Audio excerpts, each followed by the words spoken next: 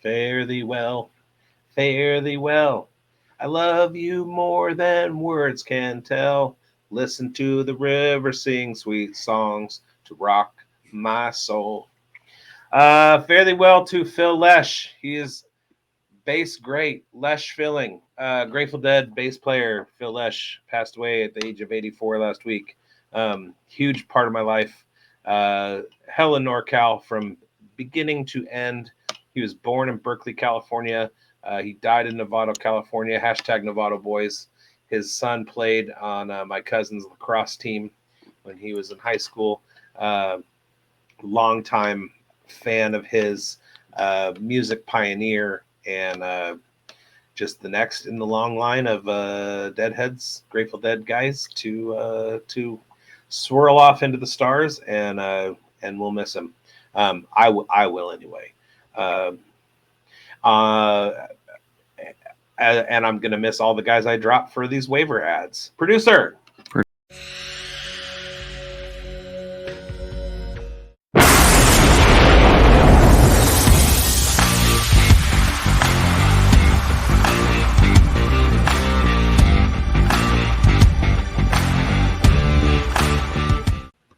Welcome to the Fantasy Forecast Waiver Wire Show. We are the Fantasy Forecast, Grindberg and bigz. I am bigz. He is Grindberg. We've got all kinds of stuff. We're moving. We're getting ready for week 9. We're almost 100% halfway through the season. We are almost 100%, 50% of the way through the season. So, we got our ears to the ground. We got our noses to the grindstone. We got our eyes peeled. We got our antennae up, and we are looking for the guys that you need to prioritize in your waivers. That's right. Some quarterbacks. We got some running backs. We got some wide receivers. We got some tight ends. Who are you going with first, Mike? Well, I loved what I saw on the Thursday night game from Matthew Stafford, and coincidentally, he's only owned in about 20% in ESPN leagues, which is kind of baffling to me. But he was without his top 2 weapons for a number of weeks, and now he has risen up to the top of my waiver wire ad as the quarterback position as we head into week 9. I mean, he had 279 yards and 4 touchdowns against the Vikings, and he only had that in his previous 6 games combined. So thanks to the return of key targets, Puka Nacua and Cooper Kupp, both receivers posting impressive stat lines, Stafford is finding his rhythm just in time for a strong stretch run. Despite his resurgence, he is still available, like I mentioned, in over 80% of ESPN leagues. So making him the perfect moment for fantasy owners to snag him. So he's a proven quarterback, and his weapons only getting healthier will gain momentum. I think he's ready to turn your team into an underdog back to a top dog now. That's a good getting his wide receivers back is huge. I'm going to go with a different one, and it's going to be kind of a surprise. I never thought I'd say it. And he's also owned in available in 99.3 leagues. This last week, he went out and he outscored Spencer Rattler, Daniel Jones, Jacoby Brissett, Malik Willis, Drake May, C.J. Stroud, Bryce Young, Gardner Minshew, Jared Goff, Russell Wilson, and Aaron Rodgers. The Russell Wilson part is to be determined. I'm talking about Mason Rudolph. What? Mason Rudolph put together quite a bit of game this week, and you know what surprised me the most about Mason Rudolph's performance on Sunday against Detroit, which is a good defense? He put together almost 20 total fantasy points. But what surprised me was how much he was running. Dude was running. And then I saw somebody earlier on Twitter say that Drake May was Mason Rudolph without the accuracy. That's not a good take on Drake May. But, Mason Rudolph has the job as long as Will Levis stays off the field. He's got Calvin Ridley to throw to. I think they knew what they had with DeAndre Hopkins, and he was kind of getting in the way of everything. Treylon Burks should be back from injury sometime soon. Nick Westbrook-Akine. The dude he's like a fly that never goes away. He'll always pop up, and I never own him. I'm not saying to now, but I am saying go out and get Mason Rudolph because dude was playing the Lions and he could play. Yeah, they got blown out 52-14, but he still put up 20 points in fantasy. So pick up Mason Rudolph. Yeah, I mean, yeah, he's a guy that I had circled on there too as a secondary piece here to be besides the Stafford pick, but he definitely looked okay, targeting Calvin Ridley quite a bit, and especially in that first half. So they're going to be in a lot of positive game scripts as far as throwing the ball goes. So yeah, I think that's going to be somebody that you're going to be able to maybe stream occasionally, and he might have a good pop off game, and if the right script happens there. So, Yeah, look yeah, at man. his matchups over the next through the playoffs. He's got New England, then the Chargers, then he's got Minnesota in Week 11. So you're going to bench him for that. Houston, Washington, Week 13. He should be okay. He's got Jacksonville twice in Week 14 and Week 17. They haven't been able to stop anybody. Cincinnati either, and then Indiana and Jacksonville in the championship. So look out for Mason Rudolph. Yeah, What? yeah, no kidding. Crazy to say, but he could be useful at times here. So, let's move on to Oh, the and wide receivers. guess what, folks out there in Fantasyland? Um, we don't even have a show sheet. We're without a show sheet. We're done. We're throwing them out the window. That's No, we're how. not. Oh, We just don't have one for today. okay. All right. Well, it's a pretty simple one. We're going back and forth. I'm going to talk about Elijah Moore here, and Cedric Tillman was a guy that we had mentioned last week on this show. So I'm not. I'm going to skip over him because I think that Elijah Moore is a guy that has gained some momentum with the quarterback change here. Jameson Winston obviously was a spark plug that the Browns need. Who would have thought that they could go and beat a team like the Ravens, and they did. And over the last 2 weeks, Elijah Moore has accumulated 14 catches on 18 targets, 122 yards. He's showing improvements and looks like he's carved out himself a role in this offense that's becoming a little bit more pass happy now. So he's establishing himself. 12 targets last game, catching 8 of them. I think that's pretty good. And we've seen his upside. He's got some potential here. And his recent performance suggests he's ready to capitalize on Winston's aggressive play style, especially as the team looks to maintain the momentum after their victory this week over the Ravens. So if you need to shore up your wide receiver room, Elijah Moore could be an addition that could be sneaky down the stretch here as a guy you could plug in your flex position or a wide receiver 3 role. Yeah. Uh, Elijah Moore, I'm gonna, Cedric Tillman had a better game, but we already told you about that dude. So I'm not going to say go pick up Cedric Tillman, but he's still owned in only 16% of ESPN leagues. He's still available in 84% of leagues. So Mm-hmm. Cedric Tillman is the guy that you want on your roster. What are we doing here with Josh Downs? Still under 50% owned.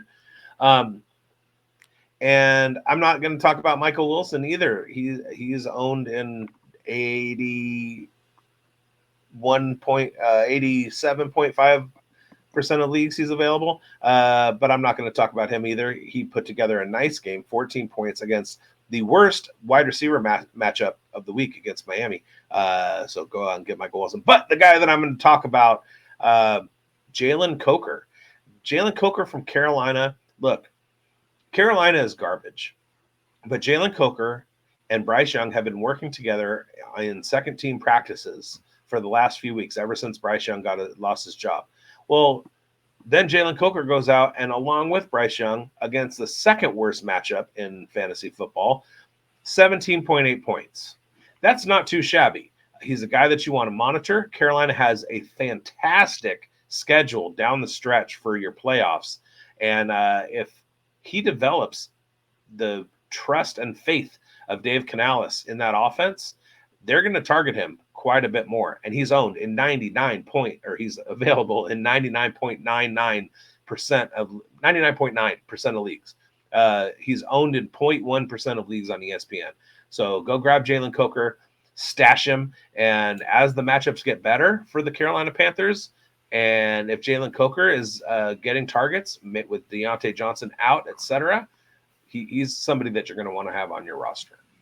Yeah, agreed. He's definitely going to earn those targets, and yeah, that's a very good call, bigz. He's got the upside without Deontay in the lineup, and with him being on the trade block already here, Coker could be that guy. So, yeah, I appreciate you. Thanks.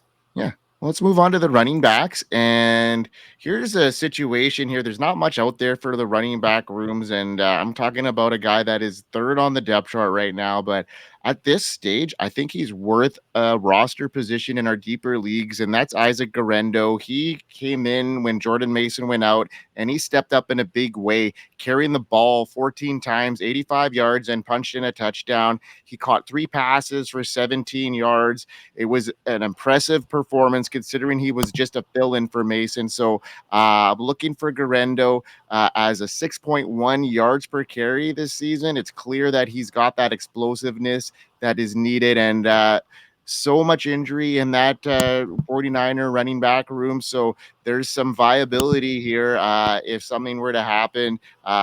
Once again, to Jordan Mason, who's been in and out of the lineup, and McCaffrey's due to come back after the 49ers bye in week 10 here, but Garendo is somebody that you should probably still have as a backup here. So without much out there, I like Garendo as a roster spot for sure.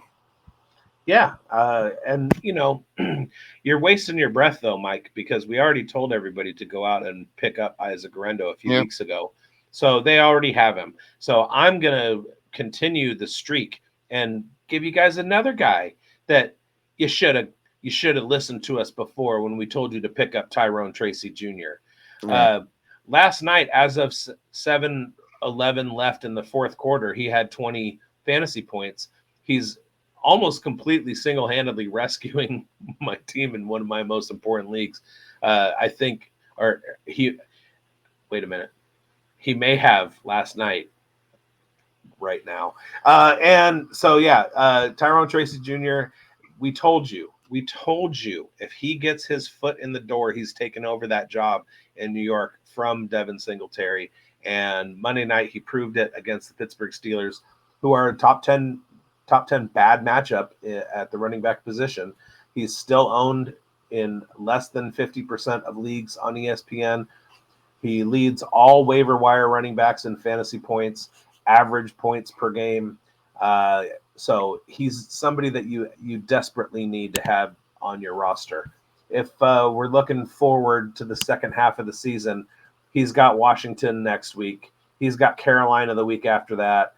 Then he's got Tampa Bay, Dallas, New Orleans, Baltimore, Atlanta, Indianapolis. So except for a couple weeks there, he's got great matchups moving ahead. So, unless you don't want a guy that's going to give you 140 yards and a touchdown in less than a full game, then, don't bother.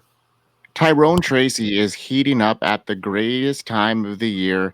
These rookies tend to come in and that's when they start to thrive, especially these running backs. And, Tyrone Tracy is no exception here. Guy is lighting it up. And what was lit up this morning is the chat on the Fantasy Sports Advice Network page. And this is where you can find it, folks. We are here. FantasySportsAdvice.com, offering the best fantasy sports social media platform. Why join endless Discord communities or the trolls of Reddit? Fantasy Sports Advice is a community designed to help you win with 24/7 support. Go to FantasySportsAdvice.com and become a pro member for unlimited access. Again, go to FantasySportsAdvice.com today. Go there and be there, and don't be square. I mean, it was a great conversation. There were a lot happening there these days, and be sure to follow us on X, follow us on YouTube. We're about to launch. Yeah. Okay. Sorry, bigz. We're about to launch a second YouTube channel for our short form videos. So once we launch that, we'll be sure to let everybody know where to sub to that as well. Bigz, what a week 8 was. A lot of headlines happening. There were some key injuries as well that we're going to have to talk about coming up in our future episodes here, because some big names went down, and that's going to be some discussions that we're going to have. But what do you got for us as we wrap up this waiver wire show for week 9? Well, go ahead and follow us on Twitter at BigBonedFFB and at FFConnect99. Go get your membership on Fantasy Sports Advice Network. But the other thing that I wanted to say is, also watch Points After Thursday. It's a live stream. It's live after the game on Thursday night. We will be coming at you. But also, we have a kind of a down here in the U.S., we call it an election. We go and we vote for politicians, and then they either win or they lose based on how many people voted for them. I don't know if they do that in Canada. But we have a big one. It's for the President of the United States of America. It's happening next Tuesday. There are, check your states. In some states, there's early voting. You can go and drop off. You can go vote now. I don't care who you vote for. Just go vote. Go vote. It's what makes living in the United States so wonderful, is that we do have this process. Whether you like it or not, whether you like the candidates or not, just exercise your right to be able to do that, because there are places out there that even watch this show that aren't able to do that. And so if you live in the U.S., go do that. Get it done before Tuesday. There are lots of resources out there, especially on Twitter, for finding out where you go to vote and all that stuff. Don't listen to the propaganda. Don't listen to the tweets. Don't listen to the commercials. Don't listen to any of that. Grab yourself a voter guide. Go down through and read all the platforms and everything, and make your decision. It's part of the democracy, and go do that. We only have a week left.